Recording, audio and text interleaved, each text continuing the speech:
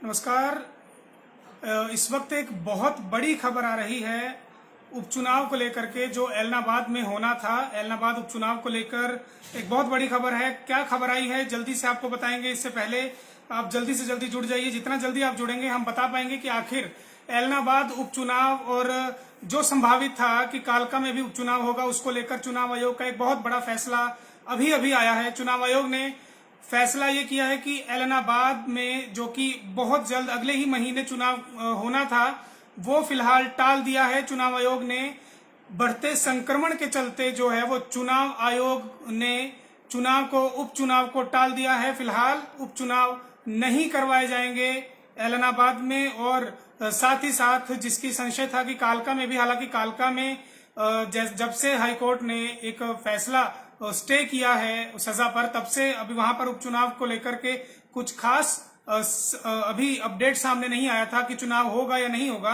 लेकिन अभय सिंह चौटाला द्वारा किसान आंदोलन के समर्थन में इस्तीफा दिए जाने के बाद अब जो सीट खाली हुई थी एलनाबाद, वहां पर उपचुनाव होना था। तैयारियां जोरों शोरों से चल रही थी, लेकिन चुनाव आयोग ने वहां पर उपचुनाव कराने से फिलहाल हाथ पीछे खींच लिए हैं। और बड़ी बात यह है कि उपचुनाव जो है वो नहीं करवाए जाएंगे।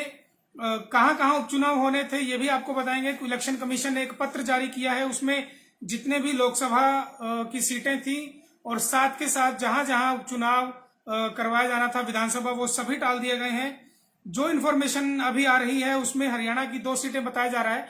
कालका, हालांकि मैं आपको फिर बता दूं, कालका में अभी भी संशय था कि प्रदीप चौधरी जो हैं उनकी विधानसभा सदस्यता रद्द की गई थी। लेकिन जब हिमाचल हाईकोर्ट ने उनकी सदस्यता को पर, उनकी सजा पर जो है वो स्टे लगा दिया था, तो वहां अभी कुछ भी जो है वो निर्णय नहीं हो पाया, क्योंकि विधानसभा अध्यक्ष जो है स्पीकर ज्ञानचंद गुप्ता के पास एक ज्ञापन जो है वो सौंपा था प्रदीप चौधरी ने। उसके बाद अभी कोई खास फैसला वहां नहीं लिया गया है कि वहां पर चुनाव करवाया जाएगा या नहीं। लेकिन एलनाबाद, जो कि साफ तौर पर माना जा रहा था कि एलनाबाद खाली सीट है और उस पर चुनाव करवाया जाएगा, जनवरी में 26 जनवरी की घटना के बाद, दिल्ली में जो हुई थी उसकी घटना के बाद, जो है वो उपचुनाव करवाया जाना था। अभय चौटाला ने इस्तीफा दे दिया था, उपचुनाव करवाया जाना था, लेकिन चुनाव आयोग ने रोक लगा दी है। चुनाव आयोग ने कहां कहां रोक लगाई ये भी आपको बताते हैं। चुनाव आयोग की तरफ से एक पत्र भी जारी हुआ है, जिसमें मध्य प्रदेश की खंडवा लोकसभा सीट पर जो लोकसभा को उपचुनाव करवाया जाना था उसको फिलहाल रद्द किया गया है। और साथ ही साथ हिमाचल की लोकसभा सीट मंडी, जहां के सांसद ने खुदकुशी कर ली थी, वो भी खाली हुई थी, वहां भी उपचुनाव करवाया जाना था। लेकिन फिलहाल चुनाव आयोग ने उपचुनाव कराने के लिए इसको अगले आदेशों तक टाल दिया है। निर्णय कब आएगा ये फिलहाल कहा नहीं जा सकता। लेकिन जिस तरह से अपने आप में एक बड़ी खबर कि एलनाबाद में उपचुनाव जो कि करवाया जाना था वो फिलहाल नहीं होगा। उपचुनाव के लिए चुनाव आयोग की एक नियम है कि 6 महीने के अंदर अंदर, सीट खाली होने के 6 महीने के अंदर अंदर चुनाव वहां पे करवाया जाता है। लेकिन चुनाव आयोग ने फिलहाल उपचुनाव जो है वो टाल दिया है। साथ ही साथ दादर नागर हवेली में भी उपचुनाव होना था, खंडवा मध्य प्रदेश में होना था, मंडी में होना था, यहां पर उपचुनाव जो है वो टाला गया है। उसके साथ एलनाबाद वल्लभ नगर राजस्थान का था, वहां भी उपचुनाव को टाल दिया गया है। तो फिलहाल के लिए बड़ी खबर, उपचुनाव को टाला गया है। हम कोशिश करेंगे कि हमारे संवाददाता दीपक भारद्वाज हमसे जुड़ जाएं, कोशिश ये करेंगे। लेकिन आप भी कमेंट के जरिए भी अपने सवाल पूछ सकते हैं और इस वीडियो को ज्यादा से ज्यादा शेयर कर सकते हैं, ताकि हम आप तक पूरी इंफॉर्मेशन पहुंचा सके। फतेहपुर, हिमाचल की एक सीट फतेहपुर है, वहां पर भी उपचुनाव होना था। मेघालय की एक सीट पर भी उपचुनाव होना था, लेकिन उसको भी टाल दिया गया। राजवाला भी एक जगह थी जहां पर उपचुनाव होना था, लेकिन उसको भी टाला गया है। और सिंदगी, कर्नाटक में एक जगह बताई जा रही है, वहां भी उपचुनाव को फिलहाल अगले आदेशों तक के लिए टाल दिया गया है। कोरोना महामारी जिस तरह से देश में पैर पसार रही है, चुनाव आयोग को किरकिरी का सामना भी करना पड़ा।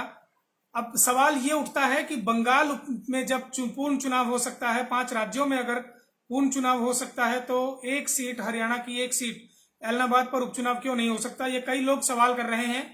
लेकिन बड़ी बात यह है कि जब जो चुनाव बंगाल में या 5 राज्यों में जो घोषित किए गए थे, वहां पर तब कोरोना महामारी जो है वो उतनी विकराल नहीं थी, क्योंकि जनवरी फरवरी में आचार संहिता लगा दी गई थी और अप्रैल के पहले हफ्ते से ही जो वोटिंग जो है वो चालू हो गई थी। इवन मार्च के लास्ट वीक में ही वोटिंग चालू हो गई थी, मतदान चालू हो गया था, इसलिए उसको शायद नहीं आगे टाला गया। लेकिन हरियाणा के साथ साथ देश के अन्य हिस्सों में जो अब उपचुनाव होने थे उसको फिलहाल टालने का फैसला लिया गया है। आप इस फैसले को कैसे देखते हैं, कमेंट बॉक्स में हमें जरूर बताएं। चुनाव आयोग ने जो फैसला लिया है कि उपचुनाव नहीं करवाए जाएंगे, इसको आप कैसे देखते हैं? कमेंट बॉक्स में आप अपनी राय दे सकते हैं और इस वीडियो को ज्यादा से ज्यादा शेयर कर सकते हैं।